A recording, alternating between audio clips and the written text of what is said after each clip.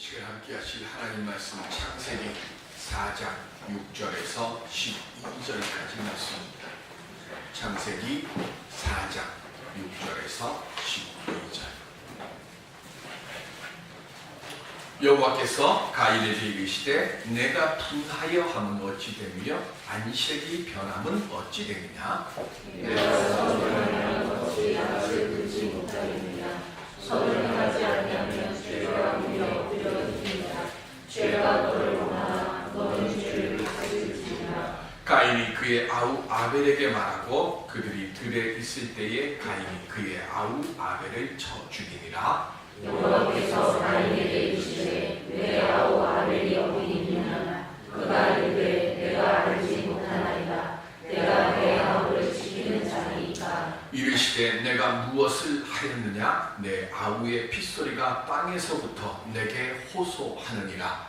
땅이 그 일을 벌려 내 손에서부터 내 아우의 피를 받았은즉 내가 땅에서 저주를 받으리니. 내가 밭을 갈아도 땅이 다시는 그 효력을 내게 주지 아니할 것이요 너는 땅에서 피하며 유리하는 자가 되리라. 아멘. 주 안에서 함께해서 참 힘이 됩니다. 사랑합니다. 우리 옆에 분들과 함께 인사 나누시기 바랍니다. 당신 때문에 힘이 납니다.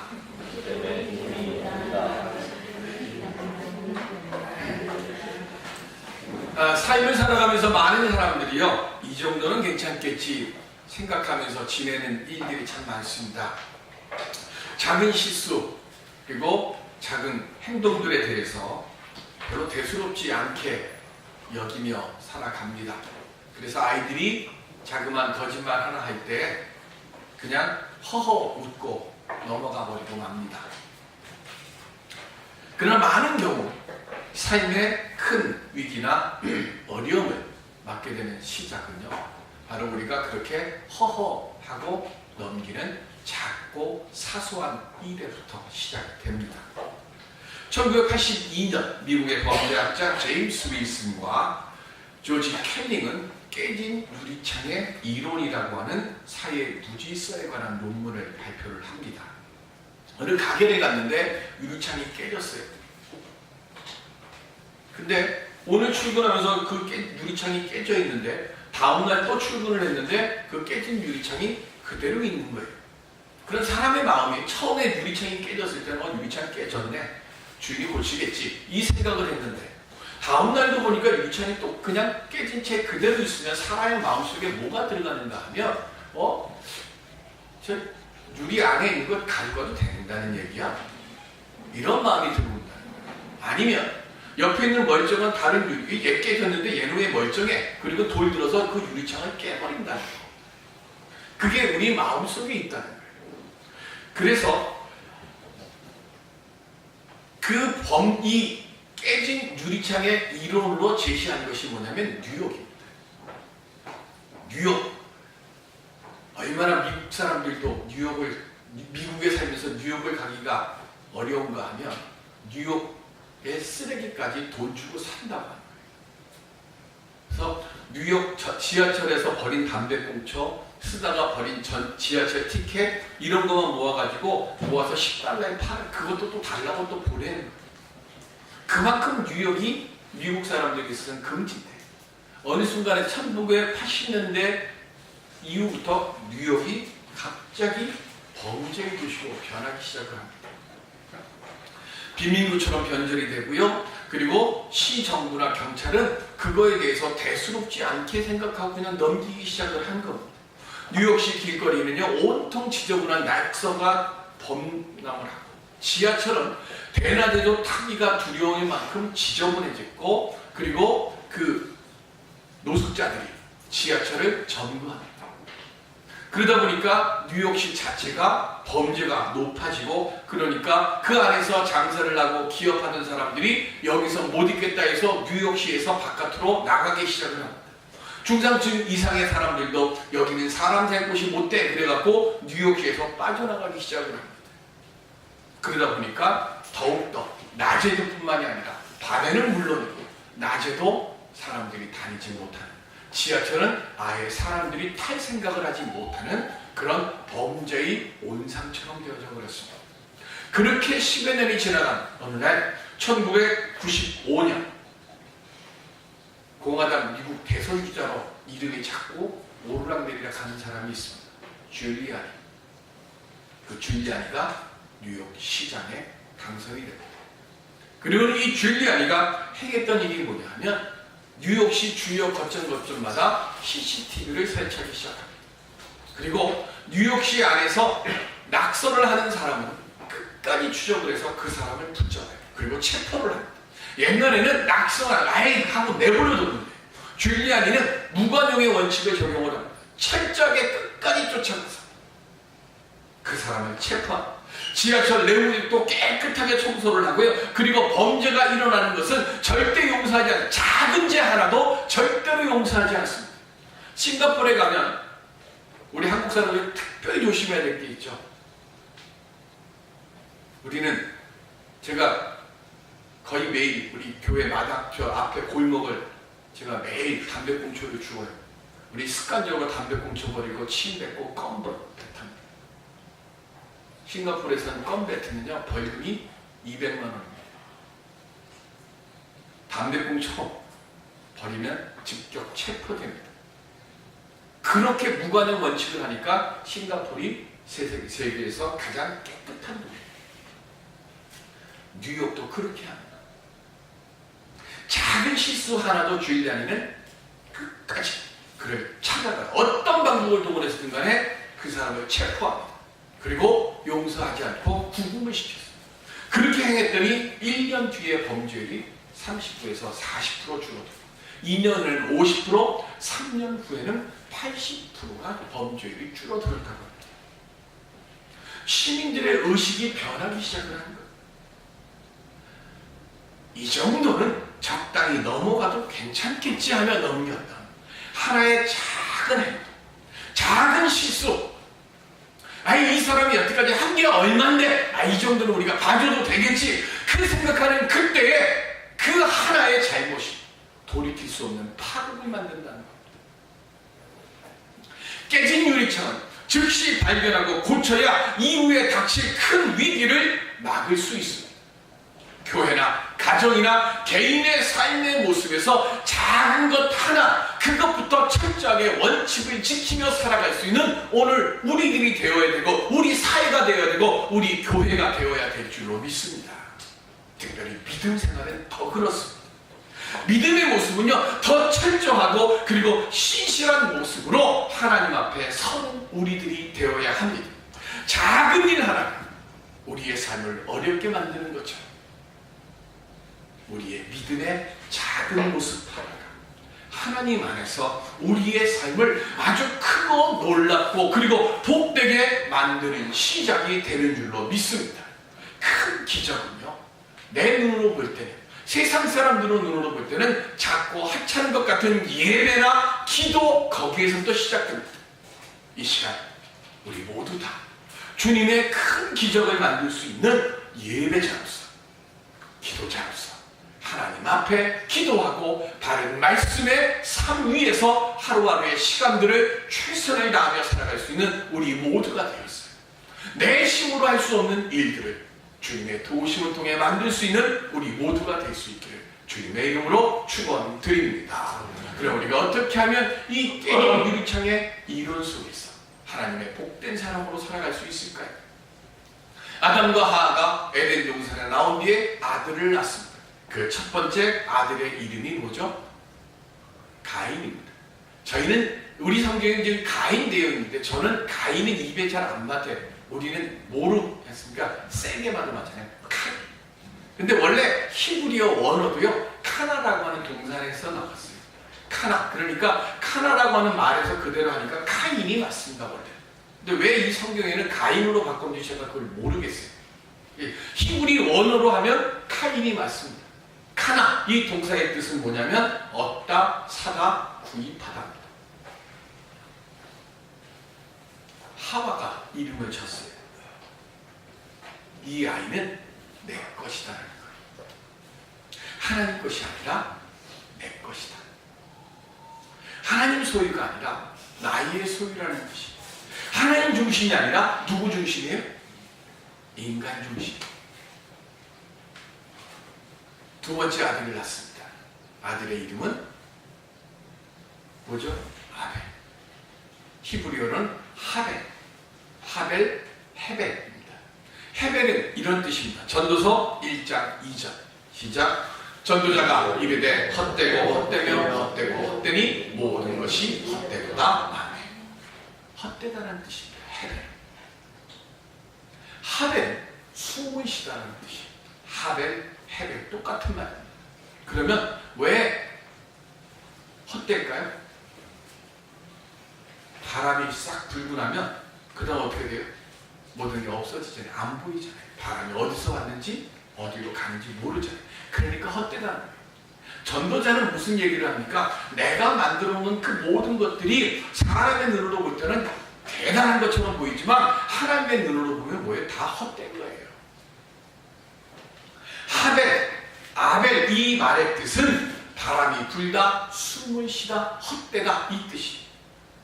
창세기 2장 7절에 보시면 시작. 여호와 하나님이 땅의 흙으로 사람을 지으시고 생기를 그 코에 불어 넣으시니 사람이 생명이 되리라. 아멘. 사람은요 하나님으로부터 숨을 받아서 하나님의 숨을 쉬는 존재로 창조가 된 거예요. 가인이라고 하는 이름을 지어놓고 삶을 살다 보니까 이게 잘못됐다는 것이 무언가 이상하다라고 하는 것을 아담과 하와가 느껴요. 그래서 사람 중심의 이름에서 두 번째 아들의 이름은 뭐로 바뀌는 거예요? 하나님 중심의 삶을 사는 아들이 되라고, 사람이 되라고 아벨이라고 하는 이름을 만들어 놨습니다.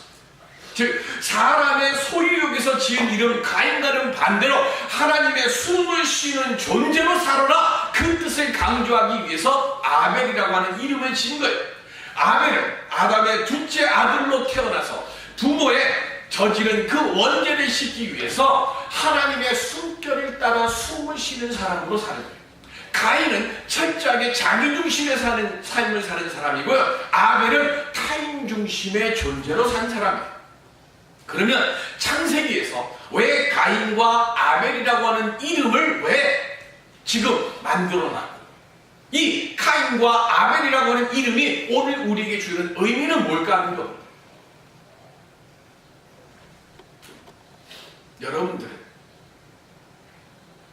여러분들을 위한 삶을 사는 사람입니까?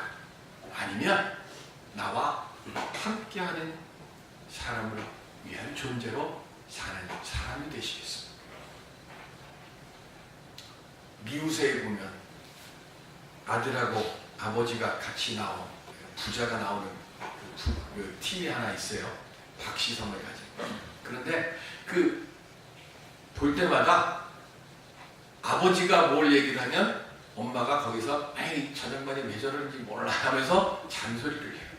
근데 자기 아들이 뭘 하면 안쓰러워요. 엄마는 남편이 뭘 하면 그 정도 아니거든요. 구박거리를 먼저 생각해. 근데 자식이 뭐를 하게 되면 뭐부터 하는가 하면 걱정부터 먼저. 내 아이에게는 그렇게 남을 위한 존재로 사는 우리들,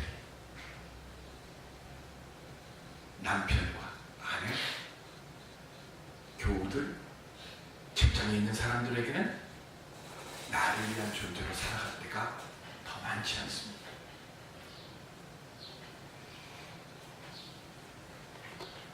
원죄로 인해서 에덴 동산에서 쫓겨난 아담과 하와는 가인과 아벨이라고 하는 이름을 지으면서 어떻게 살아야 하는가에 대한 문제를 가지고 고민하면서 살아갑니다. 가인은 자기를 위해서 땅에 씨를 뿌리고 그리고 경작을 합니다. 아벨은 뭐였죠? 아벨은 양치는 사람입니다.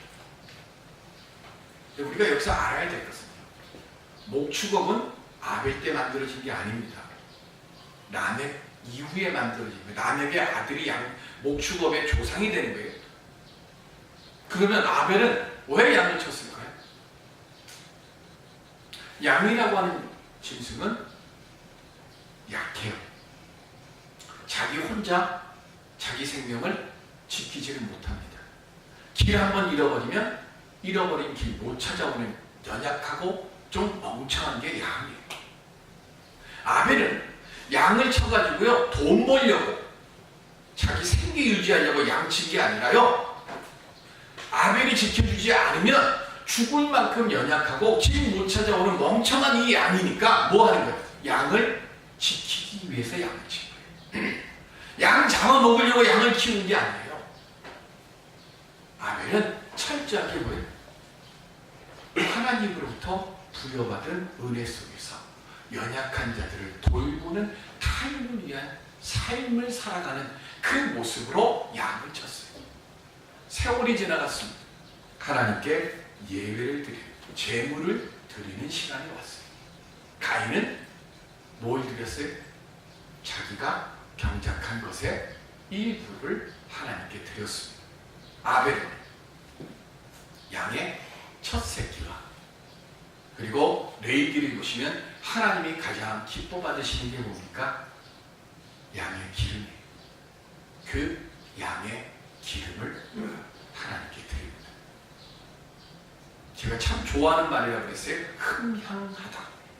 흠향이 뭐라고요? 재물을 태우는 거고 기름을 태우는 거예요. 그러면 그 태우는 연기가 하늘로 올라가고 그 냄새가 올라갈 때 하나님이 그것을 맡기를 기뻐하십니다. 아벨은 그렇게 하나님께 드렸습니다. 그런데 어떻게 됐죠? 가인의 것은 하나님이 받지 않으시고요, 아벨의 것을 받았습니다. 왜 가인의 것은 안 받았고 왜 아벨의 것은 안 받았을까요?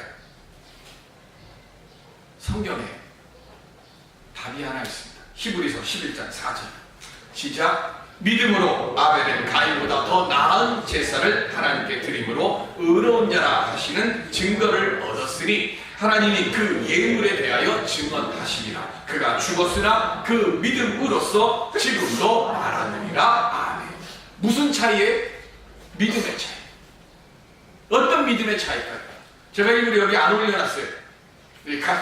성경을 한번 찾아보시겠습니다. 요한 1서, 성경을 찾으세요. 요한 1서 3장 12절, 신약성경 390쪽, 요한 1서 3장 12절.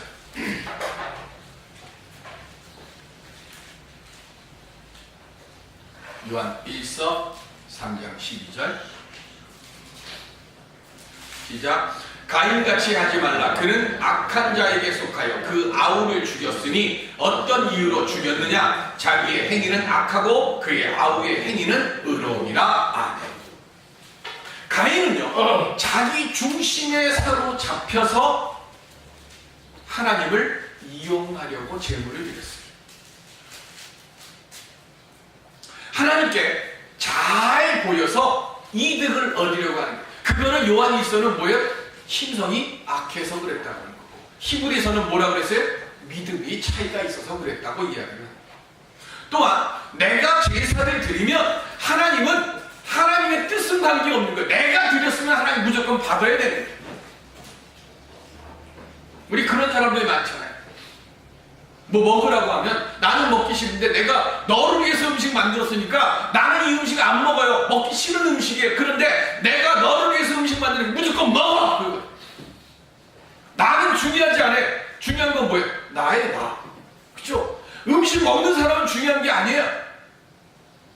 음식 만드는 내가 만들었으니까 너 먹으라는 거예요. 가는 사람 중요한 거 아니에요. 뭐 내가 너 때문에 여기 왔으니까 너 그거 해야 돼 라고 강요하는 거. 이게 카인이에요. 내가 기도 드리면 하나님 무조건 응답하셔야 되는 거예요. 기도의 내용이나 그 사람의 신실성은 관계하지 않습니다. 무조건 내가 구하는 것은 반드시 하나님 주셔야 된다고 생각하면서 그걸 기도라고 착각하고 있는 많은 사람들이 이 땅에 있습니다. 내가 하나님을 위해서 존재하는 게 아니라 하나님께서 나를 위해 존재하는 거예요. 내 중심만 바라보다 보니까 왜 하나님께서 내 재물을 안 받으시는 거는 생각하지 않는 거예요. 반성이 없는 거예요. 그러니까 어떻게 됩니까? 아벨 때문에. 아벨 때문에 내 재물 받지 않았다. 이 생각이 들어옵니다. 아벨이 없으면 어떻게 돼요? 나밖에 없으니까 하나님이 내 재물 받으셨을 텐데 저는 나보다 잘났고 나보다 신실하고 나보다 정의롭고 나보다 열심히 사는 쟤 때문에 내가 안 되는 거예요. 똑같이 입사를 했어요. 그런데 누구는 정말 열심히 해요. 나는 뺀질뺀질 거예요. 근데 열심히 하는 애가 계속 승진하는 거예요. 근데 나는 번번이 승진이 안 돼요. 그러면 내가 뺀질뺀질 거려서 내가 승진이 안 됐구나 이렇게 생각해야 하는데 그게 생각하는 게 아니라 뭐라 그래? 열심히 하는 그 사람 보고 저거는 윗사람한테 아부하고 사람들에게 다니면서 그 사람을 모아.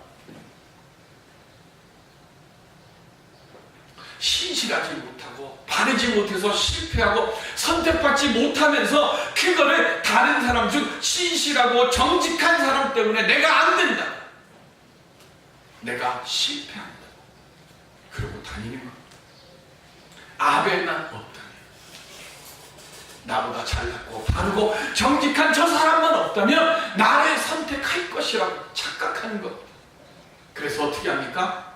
아벨을 쳐 죽였습니다. 그리고 하나님께서 묻습니다. 내 아벨이 어디 있느냐? 그때 뭐라고 얘기합니까? 내가 내 아우를 지키는 자니까. 거짓말을 합니다.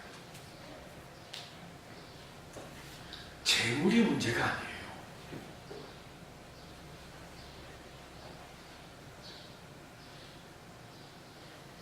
1,000원, 5,000원, 만원, 1,000만원, 1억의 문제가 아니라 그 재물을 드리는 사람의 문제입니다. 그래서 예수님도 이렇게 말씀하셨어요. 마태복음 23장 13절 시작. 화 있을진저 외식하는 서기관들과 바리새인들이여 너희는 천국문을 사람들 앞에서 닫고 너희도 들어가지 않고 들어가려 하는 자도 들어가지 못하게 하는도다. 아멘. 예수님 복음을 전하실 때요 그 당시에 이스라엘 땅의 모든 것을 다 가지고 있던 사두개인들 바리새인들 그 사람들 자기는 예수님의 말씀에 귀를 닫은 것뿐만이 아니라 자기만 닫은 게 아니라 지금 뭐 했어요? 자기와 함께하고 있는 다른 사람들까지도 보지도 못하게 하고 듣게도 하지 못하도록 그렇게 지금 강요하고 다니는 거예요. 이 사람들은 자신들의 권위, 명성, 특권만을 지켜가려고 하다 보니까 죄와 잘못을 보고도 깨닫지 못하고 죄와 잘못 자체를 보지 않으려고 하는 겁니다. 그래서 카인이 아벨을 죽인 것처럼 예수 그리스도를 십자가에 못 박아 죽였어요. 오늘 우리가 예배 드리고 있습니다. 그런데 우리가 알아야 될 것, 예배를 드리는 것이 중요한 것이 아니라 내가 어떤 마음으로 하나님 앞에 서서 예배를 드리는가가 더 중요한 줄로 믿습니다. 지금 우리는 하나님께서 내가 드리는 예배를 기쁘게 받아주시는 그런 믿음의 예배자로 우리가 주님 앞에 서 있습니까? 내가 삶을 살아가면서 나는 하나님의 말씀에 은혜의 꽃을 피우는 사람으로 주님 내가 살아가겠습니다. 그렇게 고백할 수 있는 아벨과 같은 믿음의 고백을 드리는 우리 모두가 될 수 있기를 주님의 이름으로 기원 드립니다. 1994년에 한약상을 하는 부모를 칼로 잔인하게 살해를 하고 그걸 은폐하기 위해서 석유를 끼얹고 불을 저지른 사건이 있었습니다. 박한상 사건이라고 얘기를 하죠. 얼마나 치밀하게 준비를 했는지 옷을 입고 하려면 피가 튀어서 그 피에 의해서 잡힐까봐 빨가벗고 부모님을 칼로 잔인하게 찔러 죽였습니다. 그런데 한 가지 놓친 게 있었습니다. 칼로 찌를 때 수십 번을 찔렀는데 그때 피가 머리카락에 튄 거를 몰랐어요. 그래서 이 너무나 잔인한 여기에서 동기를 하나 얻어서 만든 영화가 있습니다. 그 영화가 공공의 적입니다. 그 공공의 적이라고 하는 영화에 이 박한상이 부모님을 죽인 장면이 그대로 나와요. 거기에는 우의를 입고 대신합니다. 떨고 웃을 수는 없으니까. 미국에 유학 중인 학생이었습니다. 공부는 안 하고 도박과 마약에 빠져서 엄청난 빚을 지게 되니까 부모님한테 그 빚 갚아달라고 하는데 부모님이 안 갚아주니까 잔인하게 살해를 한 겁니다. 이게 세상에 알려진 박한상의 이야기고요. 뭐 이 얘기 하려고 한 게 아닙니까? 교회 안에서 있었던 일로부터 시작을 합니다. 박한상이 고2 때 중고등부 회장이었습니다. 아버지는 중고등부 부장 집사였습니다. 고2 때 수련회를 갔는데 그때 요즘은 제가 잘 못 보는데 2000년대 중반까지만 해도 대한민국의 청소년 사역하면 떠오르는 원 베네딕트 목사, 그분이 수련회 강사로 갔어요. 근데 그 원 베네딕트 목사님의 이 수련회 기간의 집회를 통해서 이 박한상 군이 큰 은혜를 얻었습니다. 그래서 100명쯤 되는 중고등부 아이들 앞에서 이 박한상 군이 울면서 얘기를 합니다. 내가 중고등부 회장인데 술 먹고 담배 피고 못된 짓 많이 했는데 내가 당신 우리 친구들 앞에서 내가 회개한다. 이제부터 내가 예수 열심히 믿겠다. 그리고는 자기 부모님 앞에 가고 무릎을 꿇고 이야기를 합니다. 아버지, 어머니, 제가 지금까지 참 속 많이 썩여드렸는데 저 이제 은혜 받고 새 사람 되겠습니다. 공부 열심히 하고 신앙생활도 열심히 하고 제가 이제부터 착한 아들로 살겠습니다. 그런데 여기서 반전이 하나 일어납니다. 그래 아들아, 너 진짜 그래 예수 잘 믿고 너 이래야 되는데, 아버지가 한마디 딱 합니다. 야, 은혜 받은 것도 좋은데 너 이제 고2 아니냐? 대학 들어가야지. 그래서 강남의 명문고등학교라고 하는 곳으로 아이를 전학을 시켜요. 그리고 80년대 후반에 그 당시에 월 100만 원씩 과외를 시킵니다. 그리고 말합니다. 교회를 안 갈 수는 없으니까 집까지 이사를 했으니까 집 앞에 있는 그 교회는 너무 머니까 여기 집 앞에 있는 이 교회 어른들 1부 예배 7시 예배 드리고 너 공부해라.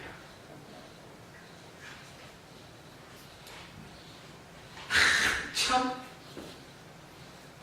막 무언가 은혜 받아서 그걸 어떻게 하려고 하는데 갑자기 찬물이 확 끼얹히고 어른들 2부 예배 드리는데 도통 이게 뭔 말인지도 모르겠고 재미도 없고 그러다 보니까 예배를 빠지기 시작합니다.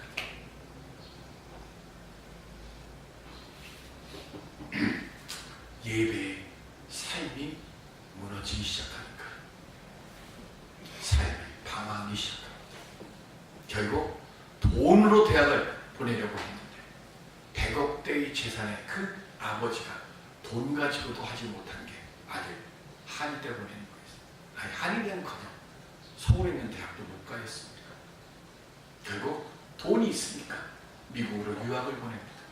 그런데 예배의 삶이 무너진 사람 어디로 가더라도 그 삶을 회복하지 못하는 거예요. 변하지 않습니다. 공부 안 하고 도박하고 마약에 손대기 시작합니다. 화가 난 부모는 넌 가능성이 없다. 돌아와라. 그리고 집에 들어와서 돌아온 그 순간부터 범행은 1일 때까지 매일 싸워. 결국 부모를 죽이고 사형을 얻어받고 100억이 넘는 그 재산은요, 박한상 군의 큰 아버지가 상속을 받습니다. 1994년에 그 사고를 일으키고 대구 교도소에 수감됐을 때 원 베네딕트 목사님이 박한상 군을 연애를 갑니다. 그리고 박한상 군과 함께 앉아서 얘기합니다. 너 나 기억하냐? 그랬더니 박한상 군이 이렇게 얘기를 합니다. 그럼요 선교사님, 분명히 기억합니다. 제 인생에서 가장 행복했던 때가 선교사님과 함께 예배드렸던 그때입니다. 어떻게 선교사님을 제가 잊을 수 있겠습니까? 다시 다시 묻습니다. 너 하나님을 믿니? 그랬더니 예 하고 바로 대답을 해요. 그리고는 말을 이어가지 못합니다. 그러다가 힘겹게 베네딕트 원 목사님께 이렇게 묻습니다. 그런데 목사님, 저도 천국에 갈 수 있습니까?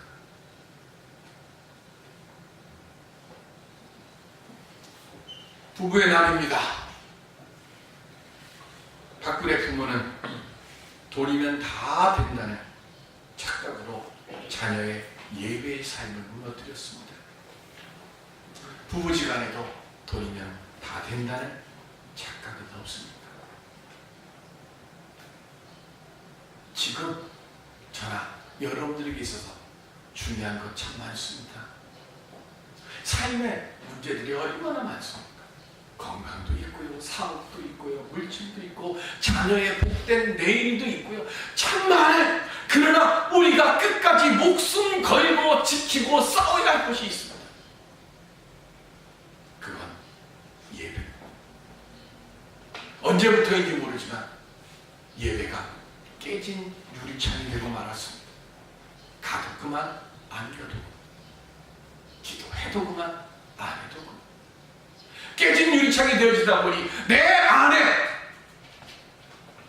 내 삶을 바꾸시는 하나님의 역사하심이 점점 희미해져 가고 있지는 않습니까? 예배가 무너지면 내가 쌓아올린 모든 것도 다 무너져 내림을 기억할 수 있는 오늘 우리들이 되시기를 바랍니다. 가인의 예배드리는 우리가 되신 말이에요. 시편 23편 4절에 보시면 시작. 내가 사망의 음침한 골짜기로 다닐지라도 해를 두려워하지 않을 것은 주께서 나와 함께 하시니라. 주의 지팡이와 막대기가 나를 안위하시나이다.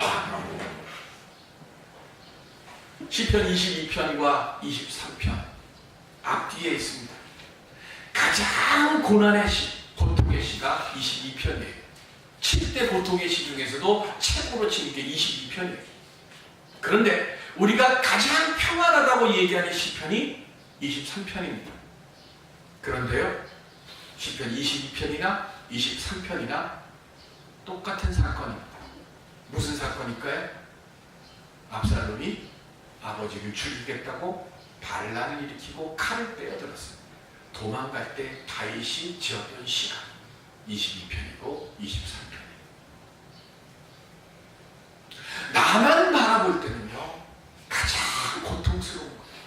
그런데 하나님을 바라보니까 여호와는 나의 목자시니 내게 부족함이 없어요. 가장 고난의 자리, 가장 고통의 자리, 가장 절망의 자리에 있어요. 나를 돌보시는 하나님을 발견하고 그 하나님께서 지팡이와 막대기로 나를 안위하시나이다 고백하는 믿음을 드렸어요. 이게 어디서 나왔습니까? 예배에서 나왔습니다. 다윗은 평생을 주님의 예배의 자리를 떠나지 않았습니다. 죽음을 목전을 둔 그 자리에서도 주님을 찾았던 분이 다윗이에요. 오늘 신실한 마음으로 주를 찾고 의지하는 예배자에게 다윗이 고백했던 그 은혜의 고백을 우리 주님께서 우리에게 허락하여 주실 줄로 믿습니다. 오늘 그 고백을 드릴 줄 아는 예배자가 되어지는 우리 모두가 되시기를 바랍니다. 내가 그렇게 고백할 때 하나님께서 우리의 자녀들의 앞길도 형통케 인도하여 주실 줄로 믿습니다. 그 은혜의 삶을 살아가는 예배자가 되는 우리 모두가 되시기를 주님의 이름으로 축원드립니다. 기도하겠습니다.